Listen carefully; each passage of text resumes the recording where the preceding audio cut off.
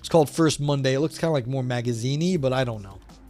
But so what? We read it. It's published. It says it's peer reviewed, and so and it's my first time reading it, and so we just find out if it's any good. You let me know. Yeah, reading time.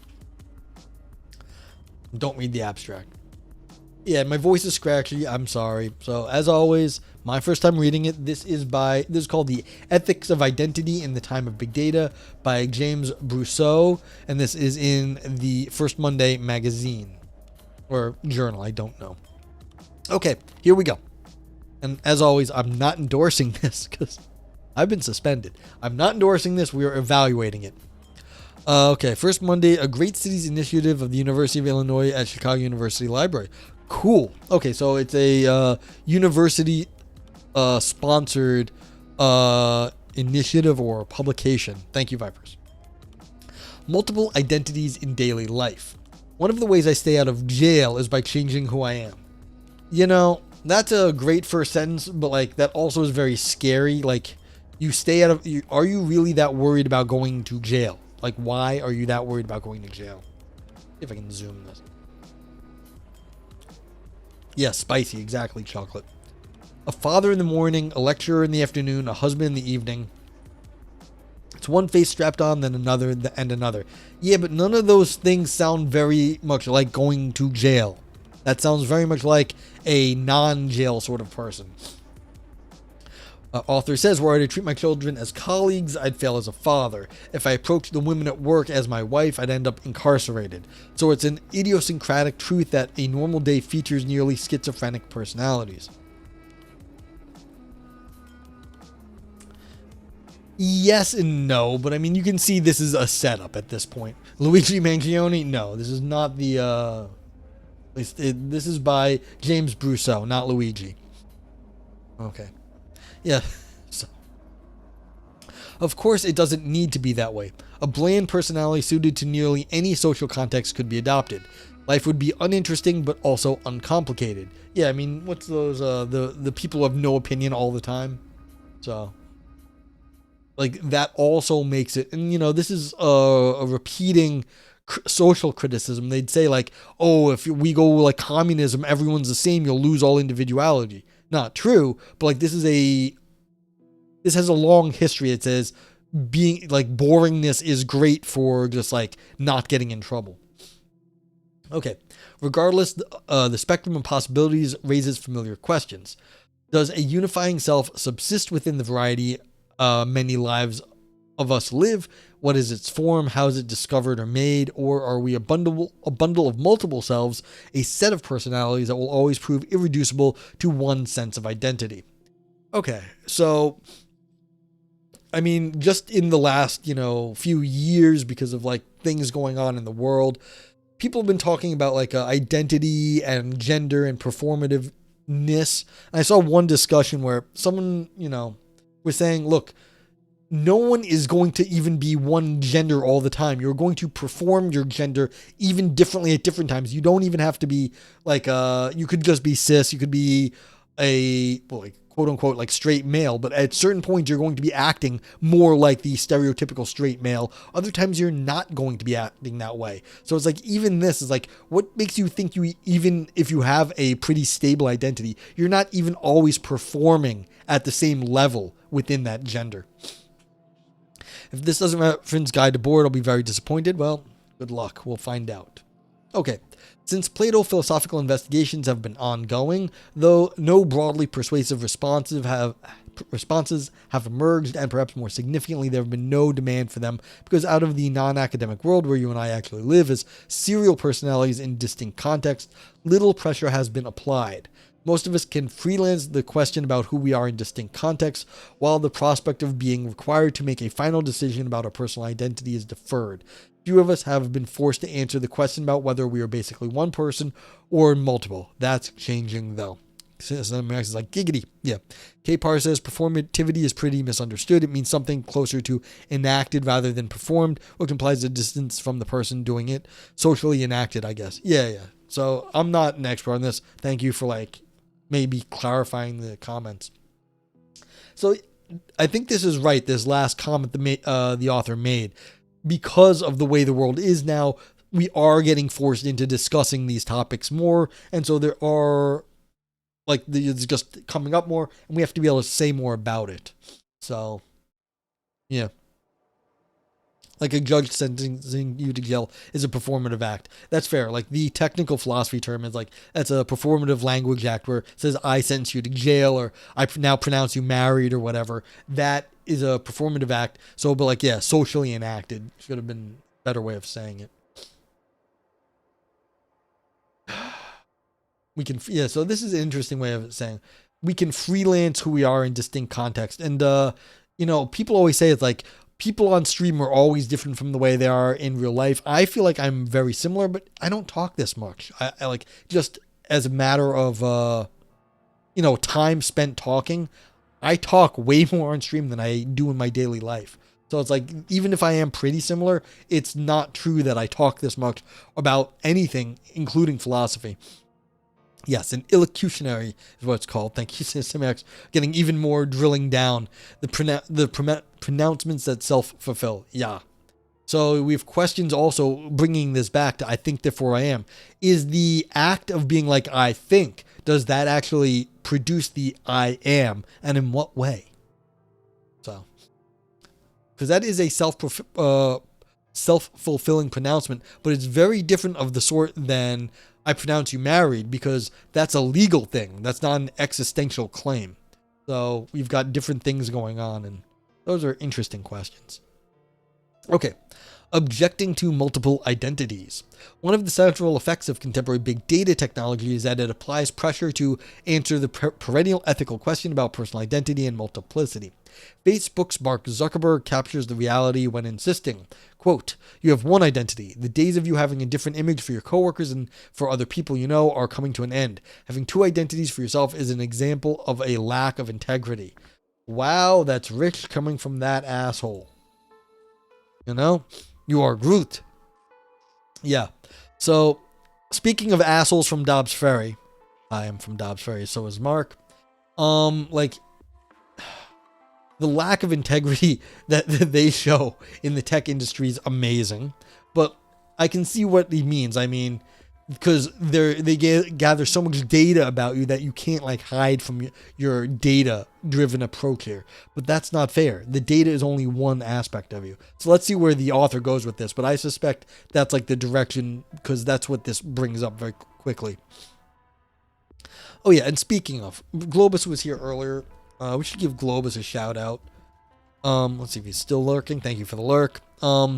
If you want to talk about data and AI and information, Globus is the place to do it. I've been bringing him up outside of stream, in life, in other places, and in other people's streams, because it's on everyone's mind at the moment, and he's one of the best people to talk to, and he talks the best about it. He understands what's going on in the discussions. So if you don't know Globus and you are interested in this stuff, he does streams fucking daily, if not twice a day, about the goings on in AI. So yeah. Data integrity is different from personal integrity. Yeah, exactly. You contain multitudes, Mark. Exactly. Am I kicking you? Unless you're under my desk, no. The thing about knowing that you have a thought that I am means you are a thing.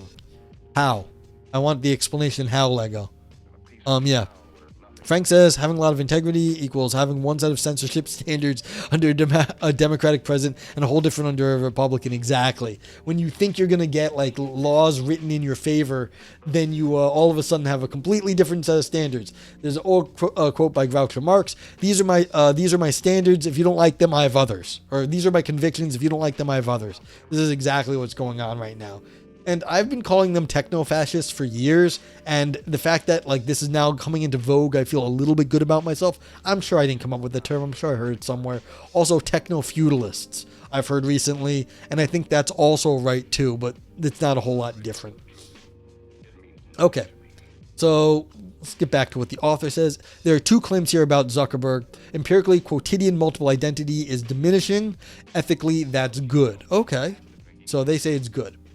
The empirical claim gets traction on Facebook, where integrity aligns with the concept of authenticity, which is key to the platform's content policing. Okay, yeah, I understand this. This makes sense. It's that you can't hide part of yourself. In some sense, you have to have a unified front, like across the social media. But you also have to realize, when I was talking to kids, and I've heard Shane say the same thing too. Like, I talked to the people at work who are young, like Zoomers. They also realize that everything they say online is, they've grown up with everything being a manufactured personality. So they treat nothing as real. It's not that they treat it as authentic, they treat it as inauthentic. Everything is inauthentic online because it can be regulated. Viper says, I read an article about tech bros recently entitled, quote, I knew one day I'd have to watch powerful men burn the world down. I just didn't expect them to be such losers. Yes, I mean, that's, like, unfortunately, history doesn't change. You get these losers in power, and then they think the only way that progress happens is if they get to remake it in their own fucking image, and it's terrible because they are small-minded when it comes to, like, social issues. So, Lego says, explanation how I know him because I think I know my world, work, personal relationships, normal life. I'm pretty sure your reality is real. See, that's the hedge right there. You know because you think. Yeah, well, what does that mean you think? And how do you know anything just because you think about it? And you're pretty sure? Well, why is it that you exist something that you're not pretty sure about? You're very sure about that one. Yeah. I read it wrong? I know I am because I think I know my world. I am pretty sure my reality is real. Okay, that's a little bit more fair. But like, yeah, still, you know your world. But what's the difference then? My question still stands. What's the difference between you knowing your existence and you knowing your world? Zendamok says, quote, the images detached from every aspect of life fuse in a common stream in which the unity of this life can no longer be reestablished. Reality considered partially unfolds in its own general unity as a pseudo-world apart, an object of mere contemplation. Yeah, Debord. Yep. So that's where we're going. Okay. Yeah, so you have to be at least somewhat, you have to pretend like you're authentic. On Facebook, that's part of their content policy. You're allowed to post words and pictures that are humorous or serious, true or false, amiable, romantic, professional. Anything goes as long as it's authentic, which means the poster employs a real name and has a single account. Selected users are even privileged to receive the blue verification badge, signaling administrative refutation of any duplicity. With or without verification, though, authenticity dovetails with integrity. You're meant to be one person on the site. Exactly, Frank. It's very important you pretend you are authentic. And, this comes up all the time when people are revealed to be like government agents or like, modified fake faces or whatever. Like, they are one individual, but they are not who they say they were to begin with. It's just they are a unified entity. It's just not what the entity claimed it was. And so it's harder, like, it's the authenticity is like what it is, not the actual reality of it. Yes, modified figs. We are individuals. Lego, but yeah, say thank you. K-Pars, Lego says, is a fair chance that I am in a white room writing on the wall to you in your head. Is it? Is that really a fair chance? Why would you think that? Who put that idea there? Did you put that idea there? And if you were in a white room writing on a walls, how would you have gotten that idea about white rooms? If that's like where you actually, if you thought that about that, who got that idea in your head? Oh yeah, sure. Okay. Continuing. In circles of social media criticism, an interesting debate inquires what should count as authenticity and how fine should the filter be. For example, is the Facebook commentator and writer who goes by the pseudonym Are You Serious actually an inauthentic presence on the site? Is someone claiming to not be who they are, not who they are? It's hard to be certain, but ultimately the platform banned them. You know that it is not true. How do you know that? Lego bit. Chocolate says, what is that thing you are using to write? Yeah, I think that's for Lego. Is it brown? Oh dear. Yes, if you're writing on the walls in brown stuff, yeah, that's a little worrisome. But you see, this is an interesting point. Like, they brought up immediately someone with a pseudonym, like all of us here on Twitch, even though we know we're supposedly not AI chatbots. You're supposed to be someone, probably not a government plant. Who knows, though? Frank says, I think therefore I am a model constructed by a supermassive AI to simulate what I might do in the quote-unquote real world. Yep. Sinister Max says, so do you predict that trans issues will come up in this paper? What year is this written in? Thank you for the follow. Hiptacularaptor. Hiptacularaptor. Nice. This is from 2019. I don't know. Like, I get the sense that no, because they're going to stick to the internet stuff, but it may come up in passing. But yeah, I don't know. I think they're going to stick to their internet things. Okay. Coming at the authenticity question from another angle, Heimson and Hoffman promote the idea of authenticity as connected with identity experimentation. And so here we go exactly into where we're going to get close to identity stuff. They are especially interested in the questions of gender and sexual orientation and argue that using Facebook under a false identity as a way of introducing oneself into a community, homosexual, transgender, or something similar, is in fact an authentic use of the platform and not an exploitative lie. Within current Facebook policy, however, this kind of experimentation leads to account blocking.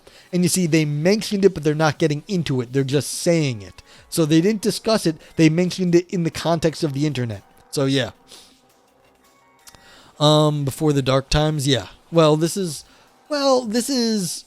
just before COVID, but we already had to deal with Trump once. Still serious mechanic keyboard, nice keyboard.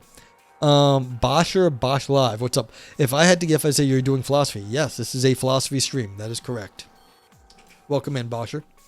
Dojo, what's up? My social worker wife works with systems formerly known as multiple personalities. She helps systems to empower each aspect and seek multi-dimensional mental health.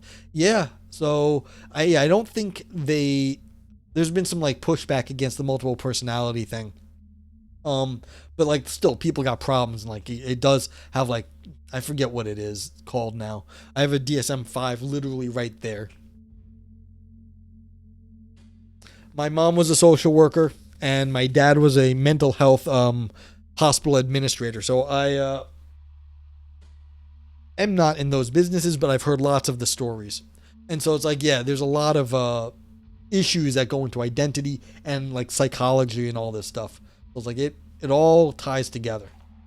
But yeah, but Cinesemiotics called it, but like this is what I thought. They're going to mention, but they are not going to actually get into those issues.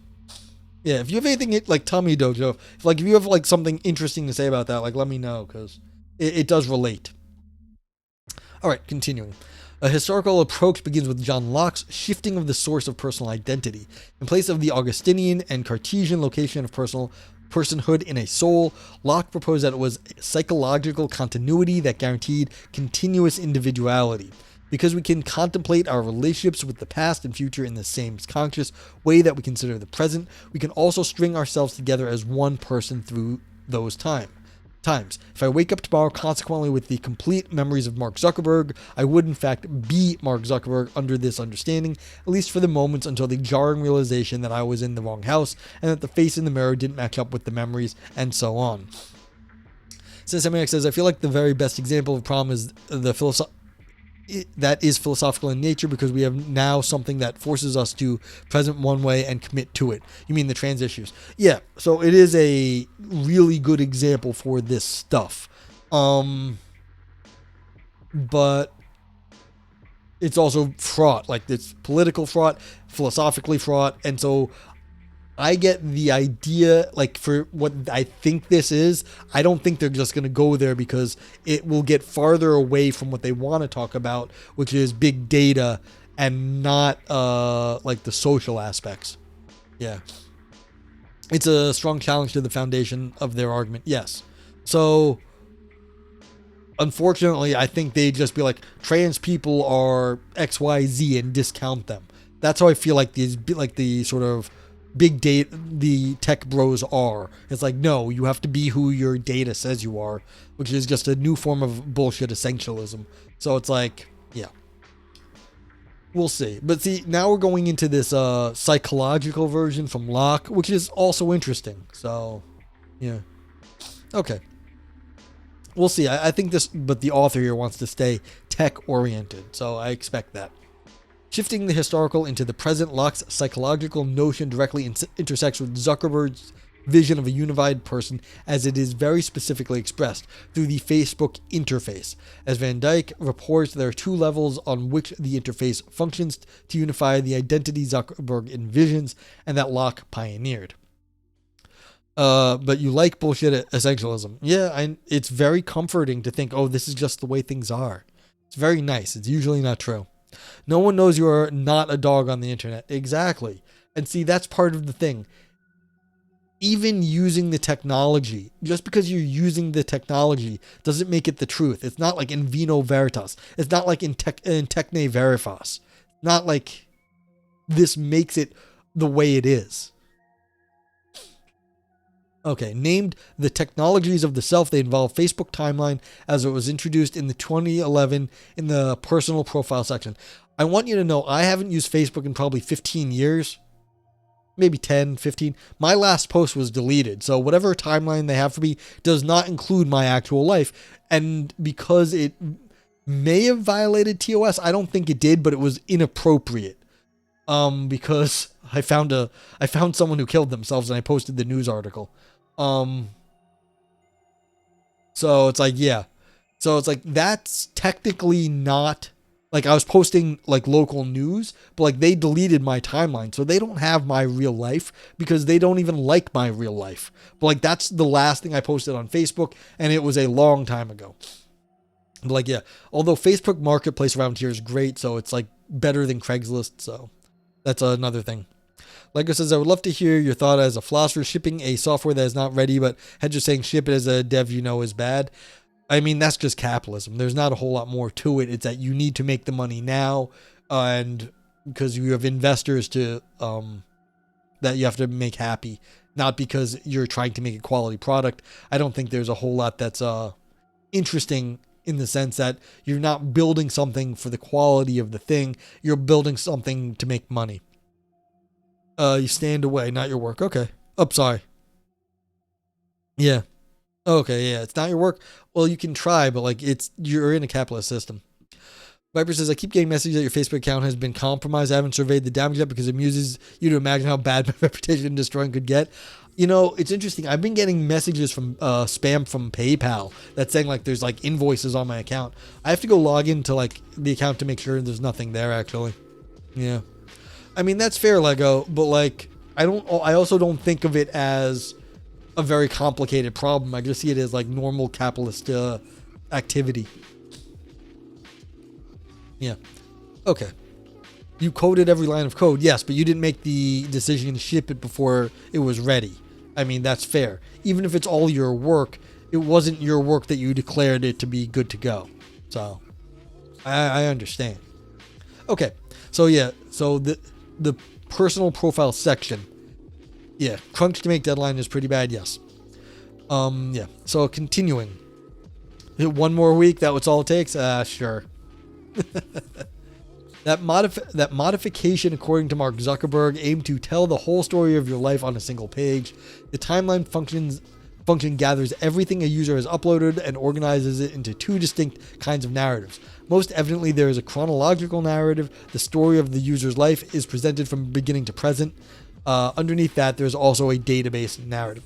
And so this is what I was saying. They don't like what happens in my life. They deleted my own posts, even though I linked to a local newspaper to show what happened. So it's like, yeah, it's a version of the life, but it's the one they can make money off of. Yeah, better planning and patience if only, yeah. That never, yeah, but the problem is capitalism, chocolate. There is no such thing as perfect planning. You're under a crunch deadline always. Yeah. So, yeah. Like I said, it's been 3 months on early access test alpha. Send it. Yeah. I mean, we try to do what we can. We try to do the best we can, but like I agreed to give a presentation on fucking Monday, and I said, you know, this is really pretty good. Then I actually sat down and be like, what will happen if these people start like bringing up comments? It wasn't ready. It's still not ready, and I'm in a crunch now, and it's just gonna be done. There's an old line: writing is never finished; it's only abandoned. You can always make stuff better. A spectacular version of the truth, yeah. You don't care to be real, you got paid. Hey, that's fair too. Everyone needs to put food on the table. Yeah. So, yeah, tests get you all caught up. Well, that's good. If like you have procedures in place, that's good, chocolate. Okay. Continuing. The database aspect will be returned to, but first, the experience of Facebook timelines is joltingly similar to the process of a Lockean identity formation. As Van Dyke writes, Facebook's encoded activity resembles the analog of real-life shoebox experience. People reassemble pieces from their old photo albums, diaries, scrapbooks, and weblog into one smooth presentation of the past. I mean, this is just your curriculum vitae. This is just your resume. It's just a version of your life that is according to some standard. Yeah. The Facebook interface, in effects, performs the identity unification that Locke associated with selfhood. It actively connects memories with the present. Further, the process is not just one of rediscovery of our past selves, but also one of compliance. Information loaded onto the Facebook site and consequently onto timeline does not fade. As captured digitally, the moments remain as fresh and compelling in the future as they were on the day of uploading. So it's not just an identity, just that an identity is established online by the process of linking memories to the present on the location of a single identity. It is also that the identity becomes unbreachable. Yeah, so you've got an inviolate history according to the Facebook timeline. As I note, it is also a sanitized version. They get to delete stuff without telling you. It's theirs, not yours. Integrity, as Zuckerberg understands the term, is assured because the timeline links guarantee the memory unification that marks personhood as unaffected by passing time. It's affected by the fucking algorithm, you dickheads. Your wife is a social worker, the work she does is magic. Yeah, I mean, I've heard stories, like I said, my family has worked in mental health for most of their adult lives. And so you hear about people getting better and having lives and doing good things after a lot of trouble. So it's impressive. Like I said, I love my work. My work is offline, steel mill, saw paper mill. Online does not matter. Fair. Yeah, if you're programming for like a local business, it's good stuff. Okay. The result is a sense of single self gathered from all its timeline moments that is performed on the Facebook site, and that not only digitally recreates, but more importantly, psychologically guarantees an integrity of selfhood in the sense that Locke envisioned. 100% uptime. Hey, that's good. I mean, yeah, if you get to actually get satisfaction and see the work you're doing get implemented and being used, that's always very nice. Okay. Yeah, it's one of the problems with like my writing. You get very little feedback on philosophy. Even if people like your philosophy, the downstream results are very far away. Very far away. And so like sometimes you get feedback, but most of the time, even the feedback you get is like years later. So that's one of the nice things about Philosophy Roulette. The authors get to see feedback. So like I got feedback recently from an author that said, hey, thanks for reading my paper. I wrote this when I was a freshman. And that's one of the problems. Like that's why it has so many problems. But like they said, I appreciate that you gave it a charitable reading. Like what you criticized correctly, but then you also tried to like give me a fair shake. I was like, yay, that's nice. So, but like most people don't get that. 100% so far, knocking wood, no jinx. Yeah, exactly. But I mean, you get service contracts from all the online stuff. They might say 99.9 or 99.999. Things do go down eventually, but like, yes, wood. There, knock on wood. Wood. Okay. Next, returning to the data. Where was I? Yeah, no. Next, returning to the database aspect of the timeline narrative, a further measure of integrity is added through the memories function. Algorithmically selected posts and images from the user's past are regularly written onto the user's wall as a pleasant, though also inescapable reminder of who that user has been in a different time and context. Yeah, I've seen some horror stories where people are getting posts of things that are really unhappy on their timelines. Like, why would you bring this up, Facebook? Do you not know any better? Because the algorithm is not actually as smart as they want it to be. It's only so good. Algorithmically selected posts is bullshit. It's not a great thing. Yeah, and so it's an integrity function, but it's an integrity of the algorithm staying consistent, not a human integrity where you're talking about like human being good. You're talking about the algorithm not failing. It's just doing what it does over and over. Okay, so here too, there's an integrity function, integrity, but it's a different meaning of integrity. But it is diachronic in that the memory incorporating the selfhood may appear from any moment and place in the user's life. As abstracted from the database and hooked onto the present, it repeats the fundamental rule of Zuckerberg's conception of selfhood on Facebook. An online identity and a psychological notion of self is gathered and reveals all aspects of our identity as lived over different times in diverse contexts. Digital integrity on the social media platforms mirrors psychological unity with the user. And you can see this mirrors here. This is like a terrible thing, this mirrors, because what does it actually capture? It captures the Facebook sanitized version of mirror. So, or Facebook or online media monetizable version of yourself. Exactly, chocolate. That's what they're saying. The algorithm is the truth now. And this is rude. Jesus, we'll be able to get through a page and a half? Yeah, sorry. We're going to get through it, though. It's not that long.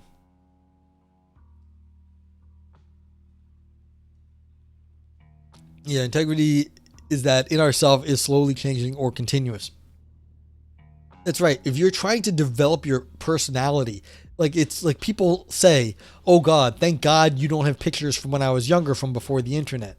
We don't have that now. Lego says I had Facebook back in 2009, deleted it 2010, do not use social media ever since. Yeah.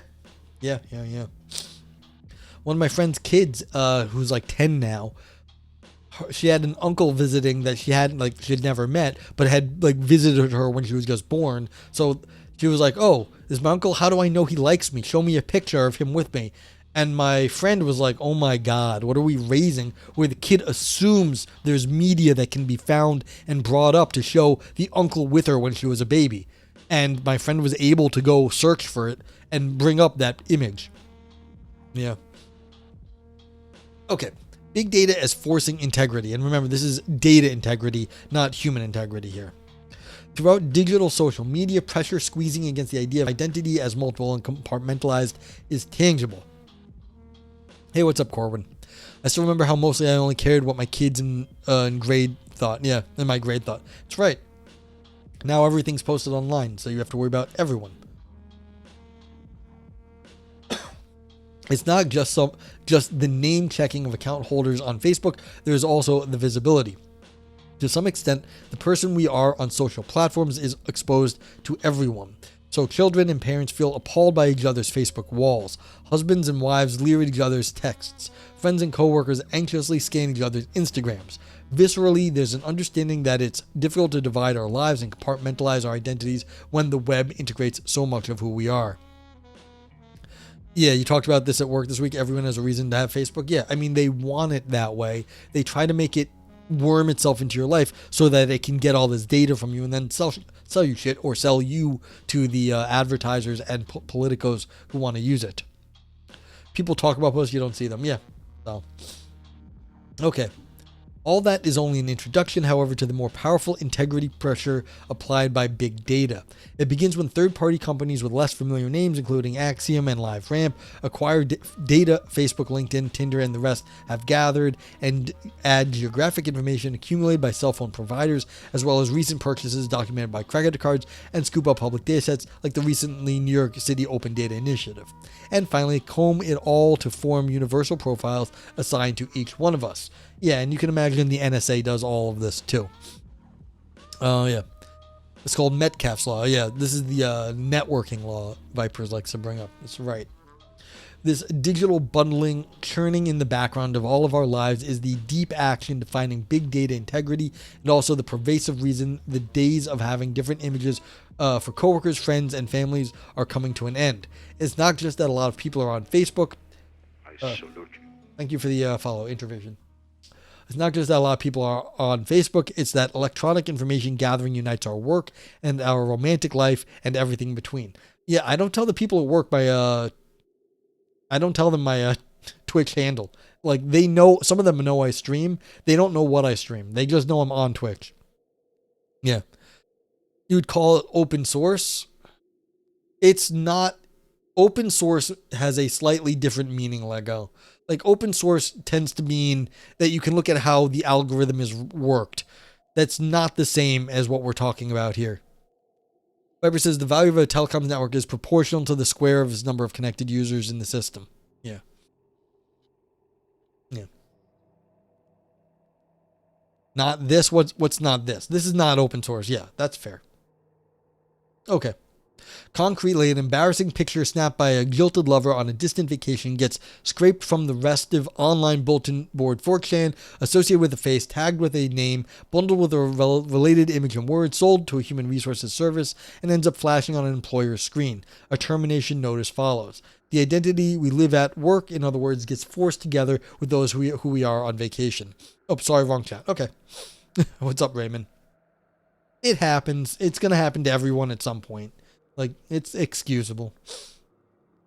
It can only be a matter of time before Tinder finds a way to add credit scores and income numbers to its pictures and profiles. What do you mean it's a matter of time? I'm sure they know this already.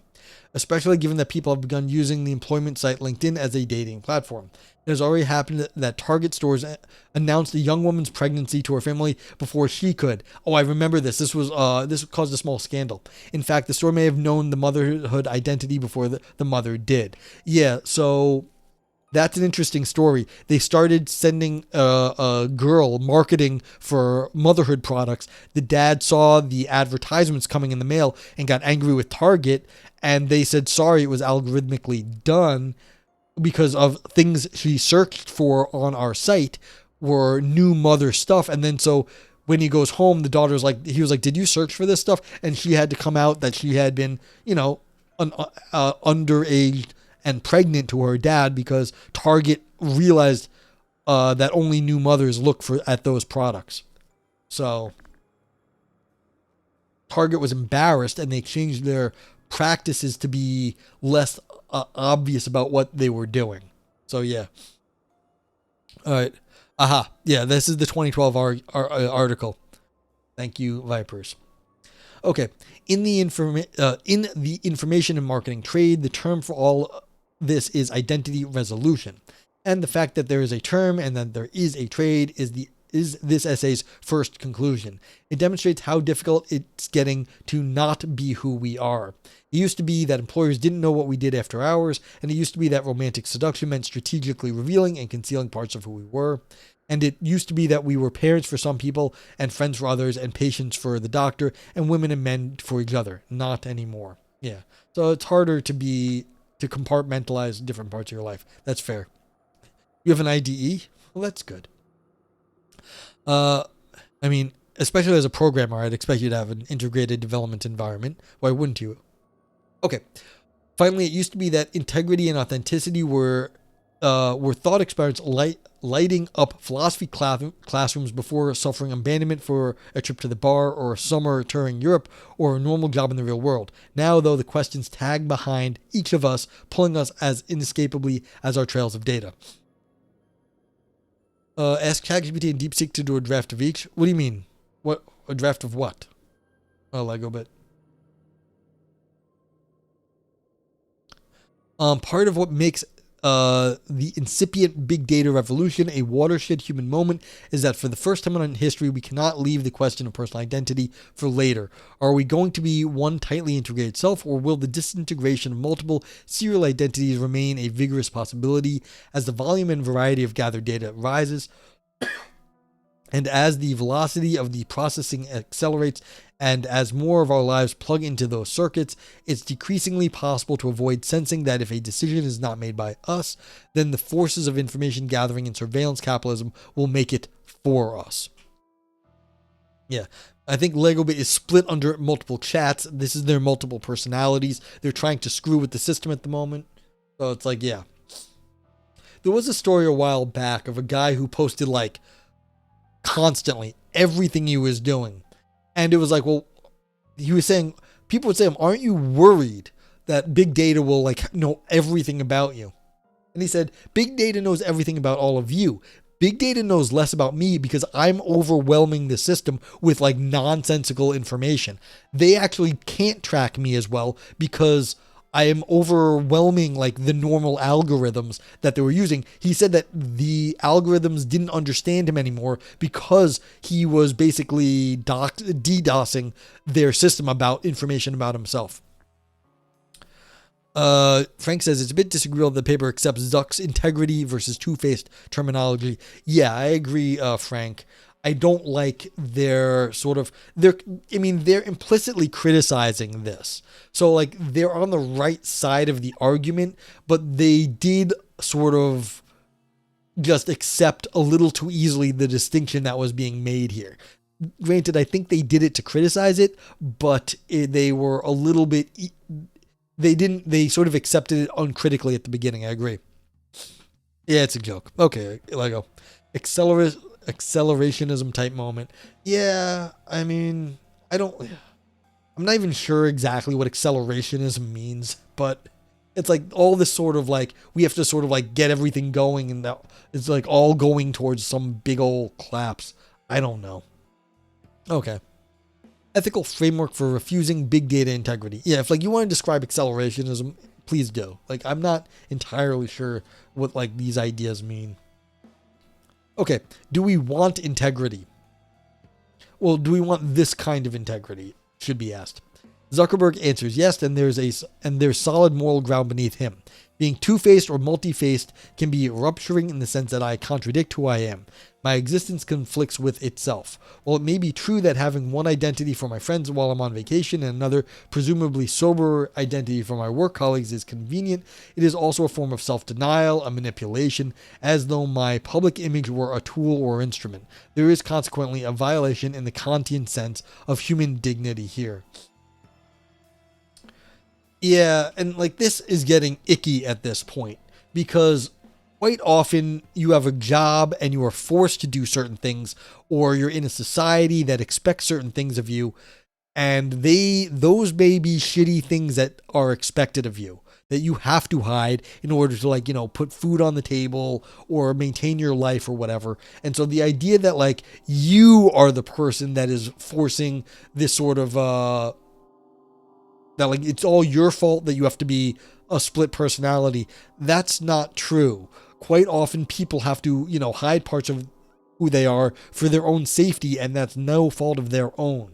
So the idea that like, oh, you're like violating some moral, it's like, whose fault is it really? Is this my fault that I had to like hide part of who I am because I'm going to get shot otherwise? It's like, no, that's stupid. It's time to get you to warm clothes down, decide to go get firewood. I wish you luck. Let's see. Frank says you must demonstrate integrity. No, not that integrity. Choose one type of the two characters to play. Yeah. Well, I mean, that's part of like the game big tech is playing, is that they're trying to get you to accept their version of integrity as the real one. And this, what they just said right here, is sort of complicit. They're just, the author's kind of giving them like, okay, let's do it. Dojo says, get to the chaos quickly so that we can begin the recovery quicker. Quick, big pain is better than long, milder pain. Yeah, that's the accelerationist. I don't have any understanding of why people think that things are going to be better with quick, big pain. Like, who says that's how things work? Like, who knows? Okay, I misunderstood lots of stuff, Lego. So, if like, if you want to clarify, good. If not, fine by me. I'm not too fussed about it. Okay. Continuing. We don't need to go that way, though. Against the authenticity of the social media platforms and against the resolved identities of the big data marketers, ethical arguments can be raised in favor of compartmentalized identities and multiplying definitions of myself. This essay is about that particular kind of inauthenticity, the one that is a virtue because it promotes plural, disintegrating selves. Yeah, see, this is what I meant. The author is they kind of are doing the right thing, but they're also kind of letting big tech have its way. So, Two directions towards ethical multiplicity and big data reality will be suggested here. First, within the natural law tradition, discontinuity can be conceived as an organic or intrinsic element of human existence, as opposed to an aberration or psychological illness. Like I says, well, I like you, just walk on, dude who's on a mission. Yeah, I'm busy here, I'm streaming. If I get things wrong, you let me know, but I can't sit around worrying about it. Chocolate says, weird thing is that they are also opposed to the thing they are accelerating. I suppose context is needed. Yeah, so it's like, just get it over with, like rip the Band-Aid off. It's one thing when you're ripping a Band-Aid off and you know what the outcome is going to be. When you don't know what the outcome is going to be, that's like saying, well, just rip the Band-Aid off. It's like, yeah, but are you going to start bleeding very badly because you have no idea if you're healed up? It's like, I don't know. Vipers losing patience, but what do I want to do? Is feels like bullying. I know what you mean, Vipers. Gilda loses example of the rhizome plant stem corresponds well. Yeah, I'm going to go a little faster reading. The botanical idea of an extending stem that intermittently takes deeper root and then separates from the plant of its origin translate in human terms as the affirmation that our personal tastes, aspirations, fears, and desires can cut away from information already accumulated describes who we are. Rerooting as a different person, at least in terms of the information attributes gathered on the database, is even a natural, healthy aspect of human growth and maturity within this conception. Today's globalized societies, as Kathy Ann Tan perceives, support the conception, especially to the extent that the discontinuity is nurtured by cultural differences. Identity, as Tan describes, does not compromise one single root of culture inherited from the individual's past, but posits a process of multiplicity informed by multiple nodes and roots of different cultural encounters. Interacting with cultural differences, she means, fertilizes identity disintegration. Yeah, so we're supposed to be able to learn and grow and become someone new. It's not supposed to be that you're stuck with who you were when you were a kid. Like, it never was. Another way to put accelerationism, people are already experiencing the worst, and so the sooner the status quo is overturned, the better the chance their suffering may be alleviated. Is it? What's the better chance? Like, I don't really understand how anyone makes that sort of determination. It seems like a lot of wishful thinking. Not that like the status quo is good, but it's just like, oh yeah, if we just go to the collapse, everything will get better. It's like, I don't know. Okay. The link between discontinuous lives and cultural encounters will be re-engaged below. But going back to the start, the rhizome term originated in Deleuze and Guattari's 1,000 Plateaus. The supporting theory traces earlier to the metaphysics of difference as developed in a short, less frequently cited essay, Plato and the Simulacrum. There are, in Deleuze's language, two foundational ways to read the world, one in terms of Platonism and the other in terms of Nietzscheanism. When Platonism centers understanding and original and final unity to everything at the beginning and end of time is assumed, which is optimistic in the sense that it guarantees a single notion of truth and justice that organizes how we live and that provides certainty that some things are right and others wrong, both empirically and ethically. With respect to personal identity, this view corresponds with the traditional notion of authenticity. We fundamentally are someone, and the task of life is to discover and be consummate to that self. Finally, the problem with this perspective is that it fails to answer this question. If this metaphysical unity once existed and will again, then why don't we have it now? In religious terms, this point is just rendered as the problem of evil. If God is all-powerful and perfectly just, then how could the Holocaust have occurred? In terms of personal identity, this is the problem rendered in terms of time. If we all are someone, then why do we change with the hours, days, or years? Let's see. I think I got nothing but good for you philosophers, but you never tried, but math is hard. Frank says, you want a promotion? I'm sorry, that would be inconsistent with your identity for the last several years. Here, have a bit of integrity. Exactly. Yeah. Deleuze and Guattari mentioned as a mnemonic. Yep. Gotta go. Have a good day, Lego.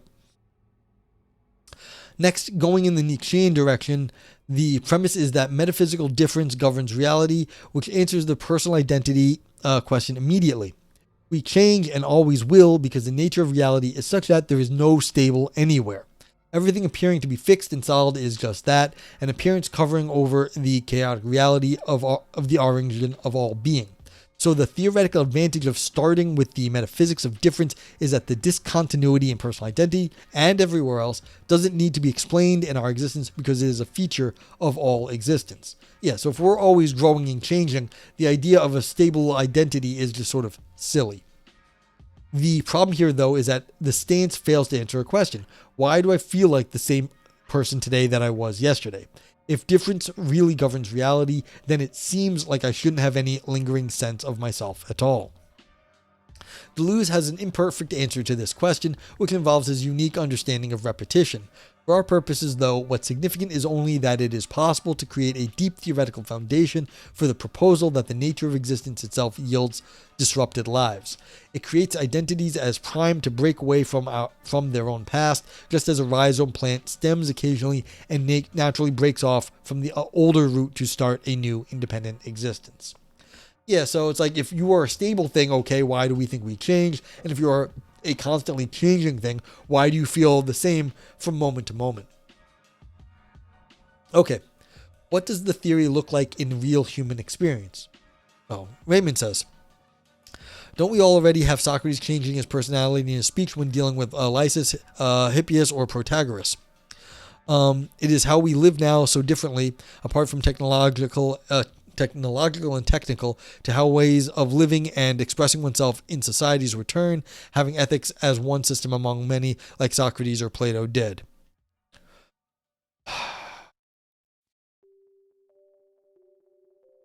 It's hard to say exactly what Socrates was doing because these are Platonic dialogues.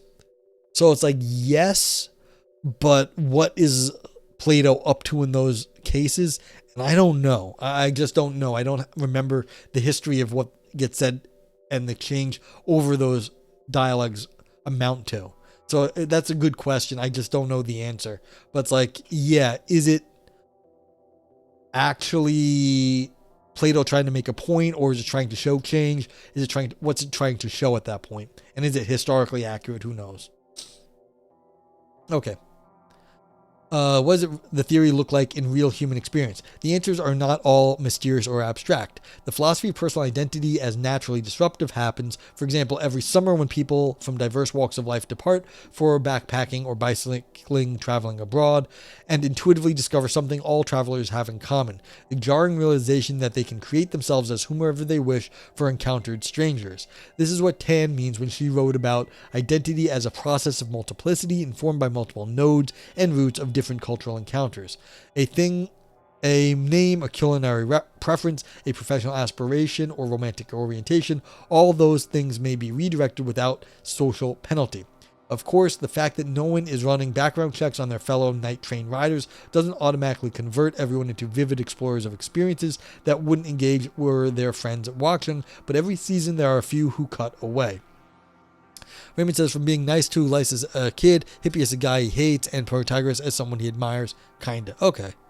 Valpo, what's up? He has different attitudes to different interlocutors, but typically the contrast between Socratic consistency and sophistic change. Okay. Thank you for the context.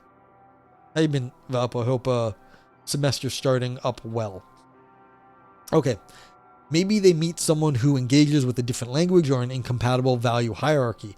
Whatever the particulars, if becoming foreign is natural, an organic part of human being, then it may be that we are biologically or neurologically suited to outrun facial recognition technologies and accompanying data streams that constantly remind us who we're supposed to be. It may be that we resonate with Deleuze's metaphysics of difference and nature of the rhizome. A maximum and well-chronicled example would be the late 19th century voyager Isabel Eberhardt. But if you visit the travel section of the local bookstore, you'll likely find volumes written by people you've never heard of, all telling the same story about converting abroad into someone whose new personal data can't be resolved with the old. Certainly, it's true that traveling somewhere else and going native doesn't happen to everyone. Still, a simple survey of the newspaper or a Google search would reveal countless invitations to consider how personal shifts may disrupt the datasets of resolved identities. For example, there's the Wall Street shark who gave up suits and Adderall and started a surf camp. When that happened, the information previously drawn from his LinkedIn profile, his formal education, his career trajectory, online recommendation letters, and similar all became misleading. It no longer reveals who the man is and aims to be, and so frustrates the ideal Zuckerberg proposed, where accumulated data overlaps to create one integrated and visible self that lingers while context changes. Along similar lines, there's the criminal who became a police officer and the football player who converted into a priest. Every time one of these metamorphoses occurs, there's an opportunity to frame it in terms of Deleuze and Tan's understanding of the rhizome. The collected information, the past no longer applies, and the reason may be conceived as natural, a part of what it means to be human, just as the rhizome plant stem follows its own logic in breaking away from the part of itself to form a new plant. There's a claim about the people who died in September 11th here in New York, because of the way everything got buried and sort of like dusty and mixed together, there's a lot of human remains that can't be identified. And so they think that there's certain people who actually that are listed as dead in the attacks on New York, but are not, that just walked away. And so they think, like, by the number of people who died, there's at least a few people who decided to walk away from their life and disappeared.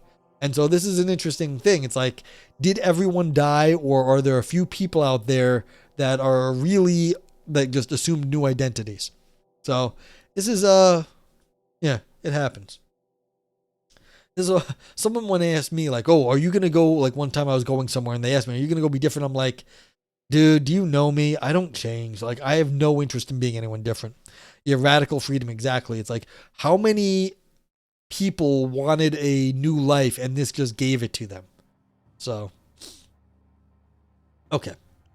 Language of personal identity as an ethics that refuses big data integrity. Another ethics suited to confront the unification of our various selves as enforced by big data reverses the conventional primacy of nouns over verbs in the conception of identity. Starting with the convention, nouns as primary means there's someone who I am and that determines what I do. So since I am a person who once lived in Mexico, I may want to travel back and visit the country. Not only does that make sense, it also aligns with the standard big data business model. Users are resolved as who they are, which allows algorithmic predictions about the consumption behaviors and subsequently financial profit. This is precisely why algorithms constantly serve banner ads for Mexico City flights onto the web pages I browse. But identity can also go the other way. I do, and the person I am comes after as an effect of what has been done. Following this logic, I'm the kind of person who lived in Mexico because I went there. So why didn't, this is the old, I already bought a washing machine. Stop showing me washing machines. I only need one. So like the fact that it lags, it's like, okay, you lived in Mexico. You don't need to see flights to Mexico anymore. The algorithms don't know who you are exactly at the moment, but like they always lag on this sort of stuff. So why did I go if I wasn't already predisposed, if Mexican traveler wasn't already in me as a substantive part of my being? It could be something exterior to how I define myself, meaning the cause was only tangentially related to the destination. It may have been a bitterly cold day in a Northern American city when a good deal on a one-way air ticket appeared in a travel agency window. Regardless if that's the order, if it's the verb of what is done before the noun of who I am, then what it means to be me or you always comes after what we do. In the end, after the doing, we may embrace the trip as who we are and be that person on the level of nouns. Or the doing may be rejected, separated from who we are. Whether it's a place or a romance or some other isolated experience, it is segregated from how we identify ourselves in the future. The strategies of segregation are known well and practiced widely. Perhaps we gather everything associated with the episode and throw it in the trash. Maybe we drink until we forget the whole thing. Amazon says, like Amazon, you bought a TV, why want to buy another TV? I bet you're a real TV connoisseur. Yeah, see, this is part of the problem, is that you may have got it because it was a good deal, and maybe you do need another TV, but who's really buying multiple TVs at once? Maybe a business, but like it makes no sense. Zendomonic says, an enormous amount of money spent advertising to potential home buyers, so acting like a potential home buyer online might be very disruptive to advertisers. Yes, I know, because I look at apartments and I get advertisements for this shit. It's like, yeah, they know. So, And I listened to some like Spanish language music, and then all my ads go Spanish language for a few days. It's like, I like the music. I don't actually speak Spanish though. It's like, but you think because I listen to one Spanish language video on YouTube that all of a sudden I want my ads in Spanish. I actually don't mind because I find them less disruptive because I don't know what they're talking about. Okay. The larger point is that whether we embrace the doing or reject it, the noun, our identity, is always just over the horizon. We're all interminably waiting to see who we are going to be. In a sense, we find out about ourselves just as others do by watching and listening.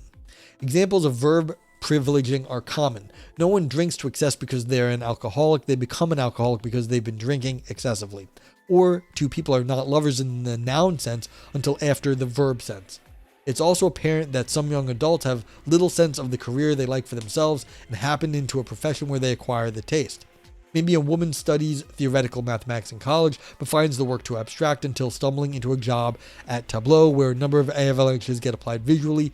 By doing it, she learns that she's a mathematical engineer. Yeah. Raymond says, thanks Amazon for my TV collection. Didn't have this model. Yep. There's also an overlap here with the theory of decadence in the history of philosophy, which reverses the conventional noun-verb privileging in terms of the relation between truth and thought. Conventionally, the reason we engage in philosophical thinking is to reach truth in some form.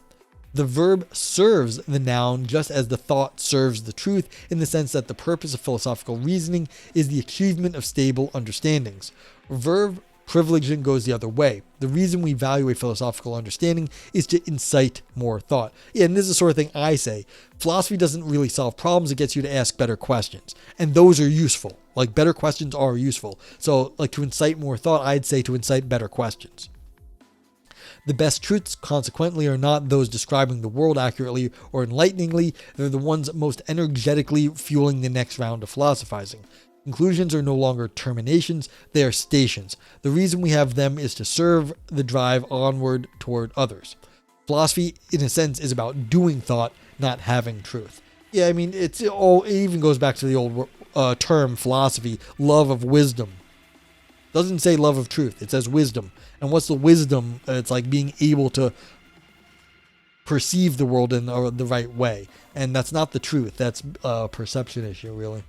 Okay. Polemically, we could assert that academic philosophers already subscribe to this view implicitly.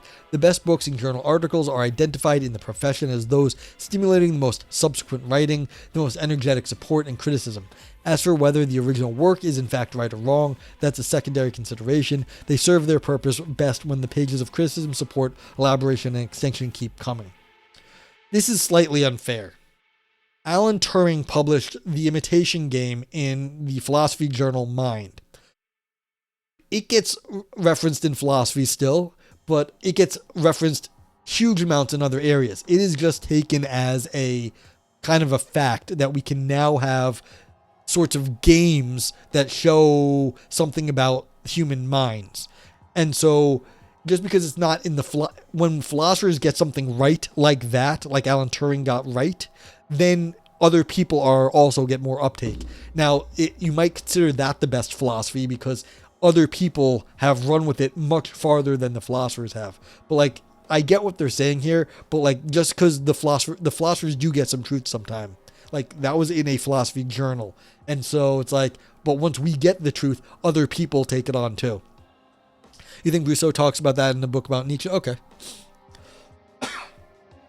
Chocolate says, I think the goal is to write something so wrong it gets cited in every introduction to a topic. That's being that wrong is just as hard as being that correct.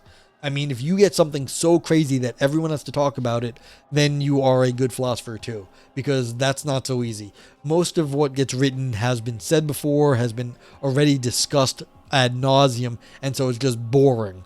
And so, like, yeah, if you can say something that pisses off everyone, that's worth something too. And then you get yourself into like,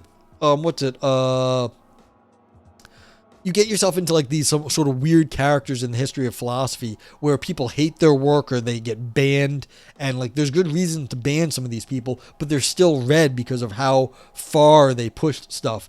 Baruday was streaming earlier and he goes into some of this. He's a philosopher. We could shout him out. That's the Hegel method. Yeah.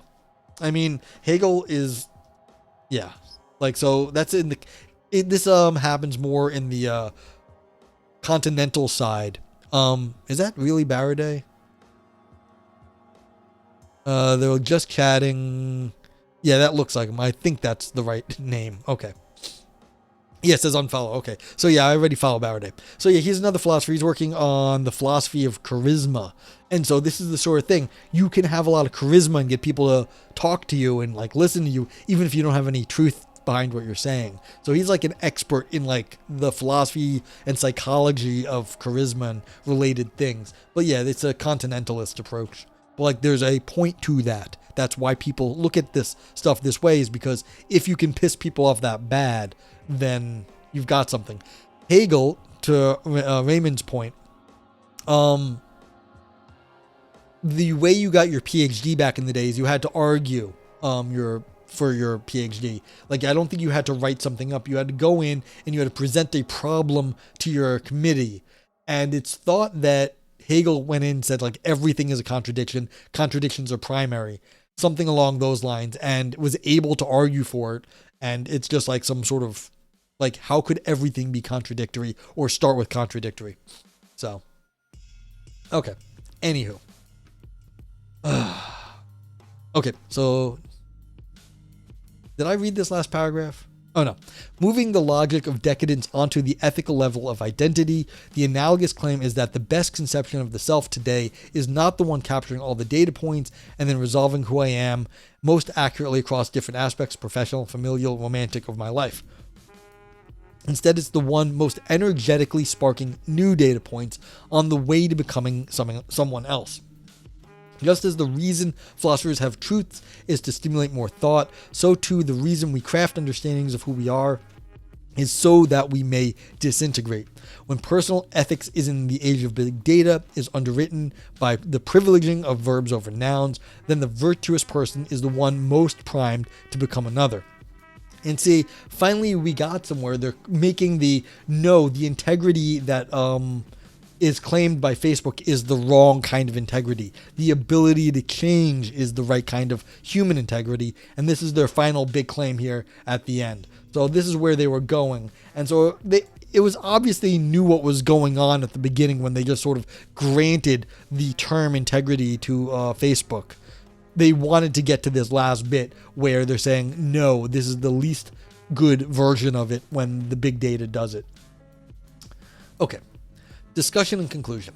No doubt it will be dreadful when children begin finding ways to access their parents' old Tinder pages, and it's petrifying to imagine how stilted life will become as we learn that every one of our distinct selves may be revealed to the wrong person at an inopportune moment. Yeah, I mean, this meme's already going around where, like, you know, people from like the 2000s early or whatever have like these bad images, and now they're having kids and those images are still on the internet. Like, we're gonna see like grands like OnlyFans like porn or OnlyFans pics, things like that. Okay, the problem today, however, is that these realities are no longer speculative, they're upon us. Many reading this article grew up in a time where they could restart their careers and their lives more or less from zero simply by moving to the next state or province. We are now on the cusp of nearly everyone we meet having access to nearly uninterrupted trails detailing what we've done and where we've been, no matter where we go. From that technological reality, the ethical dilemma is unavoidable. Embrace the vision of ourselves as integrated, as one person visible and identically known by everyone, or investigate the potential for disintegration for ways of living that refuse the unities of resolved identities. Raymond says, as for discovering philosophical truths, is like what Friedrich Max Muller said about religions. Saying that a religion is false is like saying that a child is a false man. Yeah. So this is missing the point. That's right. You're missing the point if you think you're just going for truth in philosophy. Go be a scientist. You'll get a lot better truths out of that. So this essay has opened space for the latter by sketching two views of identity ethics that could be developed to foment and support multiplicity. The view that identity is organically severable from the past is a naturalist approach. The view that we can understand ourselves as verbs yielding nouns instead of nouns determining verbs results from a linguistic approach. At bottom, both affirm that the big data drive to personal unity may be met by the imperative to understand disintegration as a virtue. What is this future research? Okay. This is like a... All right, we can read this last little bit. It's kind of silly, but this essay's this is like kind of a summary thing, but we'll see. This essay's purpose was first to define an ethical dilemma about personal identity that is rising along with the pervasiveness of big data applications, and second to indicate directions for ethically justifying compartmentalized, disintegrating selves. Future research could develop these justifications by further exploring the naturalistic and linguistic ethics of multiple identities in big data reality. Start with the naturalist approach. One direction for development joins the idea of minor identity, which is a strategy for organic self-creation resembling Gilles Deleuze's notion of a minor literature. The key to, yes, this is Brusseau 2005, so there are other work. The key to Deleuze's idea is that self-creation is not radical in the sense of producing something completely unfamiliar and unknown that results from exterior intervention. Instead, the process works naturally by recombining elements of customary experiences. Already, the strategies of the minor have been mapped in language. Kafka's writing in the German of Prague, the jargon of marginalized communities in the United States, and also in political theaters. So the groundwork has been laid for a similar approach to identity in the time of big data. All right, we don't need to read. This is just them being like blah, blah, blah about this stuff.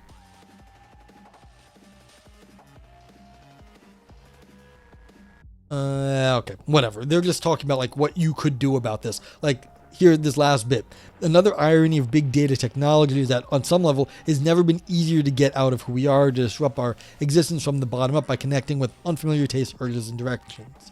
Take LinkedIn. Only a generation ago, the job search was limited to the advertisements found in local newspapers, and yeah, now you can go do stuff. So it opens up, you can see who you are, you can just go do something else, because your opportunities are different.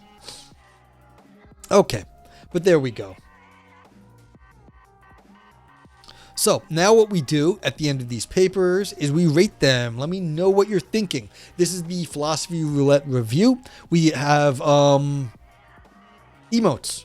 These are better TTV emotes, so you can see them here on the left. You can see them down on the screen. If you don't see them in your chat, you just see the words.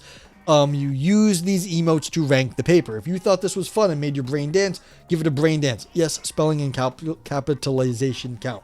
If you thought it talked about existential or artistic drama, I mean, it does talk about the identity, so it is touching on existentialism. You give it a Nog Scream, Nog Oral for deep ancient ideas, Nog Knife for slicing and dicing arguments, Nog Navel for navel gazing only for academics, Nog Turd, all style no substance, still poop underneath, and Nog Grapes for big claims that show up. You can also use the global vote yay and vote nay of Twitch, and also my vote meh. The stuff in green towards the top raised the overall score, I give it a score. The stuff in the red at the bottom lowers the score, and the vote meh actually brings it all to the beginning. Okay, so Cinesemiac says a yay, gave it a yay, thank you for rating it. Zenimak gave it a brain dance and a yay, thank you. Yeah, I mean, this is kind of fun. Again, as brought up, they set up their argument here. How they wrote this was they were very willing to just sort of accept the terminology and distinctions of the tech companies that are sort of running the world at the moment. They did that to then show that there are, even given these understandings, there are ways to like get away from this. There are ways that this is wrong. This is called like in the continent. I think this is right. In the continentalist literature, an imminent critique.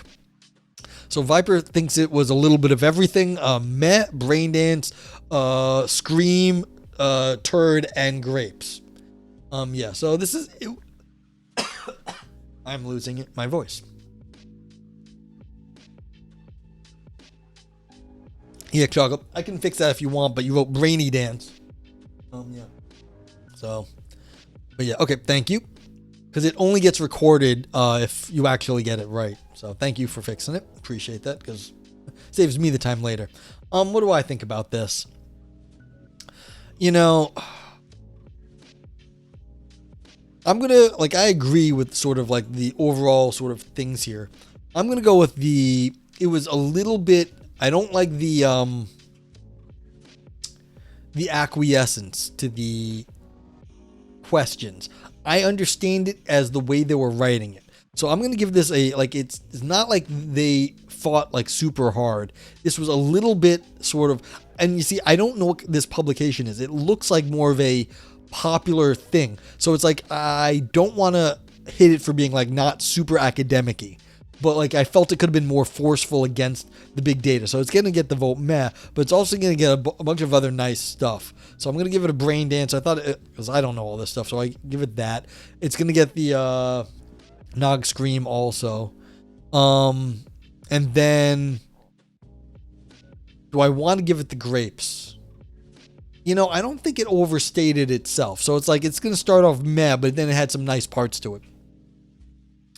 Sometimes a thin line between acquiescence and steel manning, but it didn't feel good. Exactly, Frank. Like, it felt dirty. Like, it felt dirty to just sort of grant the tech giants the way they want to see the world. But, you know, they did a not a bad job trying to steel man it. And steel manning is like principle of charity. I usually use that term. You want to give them, like, you know, maybe this isn't the worst idea. They referenced Locke as a predecessor of this kind of like idea that there's a consistent conception of reality over time, of identity over time. So yeah. Frank says, I don't need people to steel man billionaires, do you? Yeah, that's why it feels so dirty, is that basically it supported the position of these big tech giants who don't need anyone's help or support at this point, to give them, like, it made it look like they had a good philosophy to stand on. Maybe they don't have the worst philosophy to stand on, but like they did, this really felt like, okay, let's just, you know, it's really not that bad of a way to go. And then here's some alternatives. So yeah, that's why I gave it the meh. I feel a little dirty myself.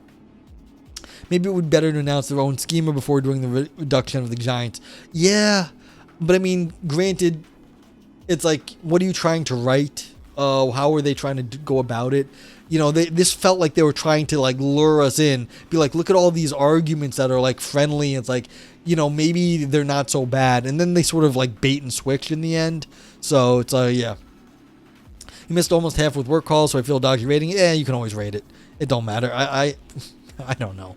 Like, that's always part of the thing here is this is just Twitch. It doesn't matter.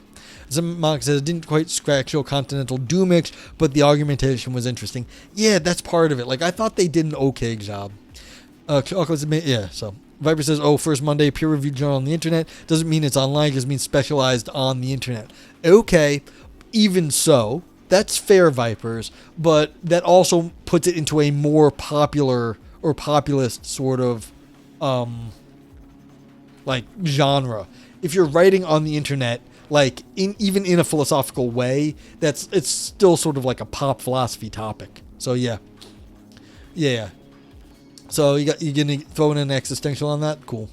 So yeah, I mean, it was kind of poppy and it kind of was a little too bootlicky, and I apologize if that's your kink, but like too bootlicky to the big tech. But yeah.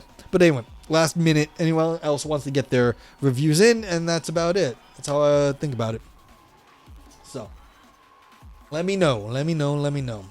But like, yeah, not a bad essay. I thought it was pretty good overall. Been online since 96. Yeah, oh, I see, Vipers. Interesting. Yeah.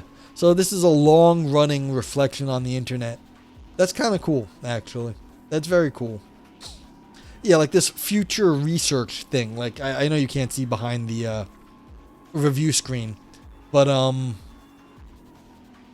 like the idea, like it's sort of, this sort of feels like, okay, I'm putting this out there to show other people how philosophers are thinking about stuff. So it feels very pop and public philosophy like.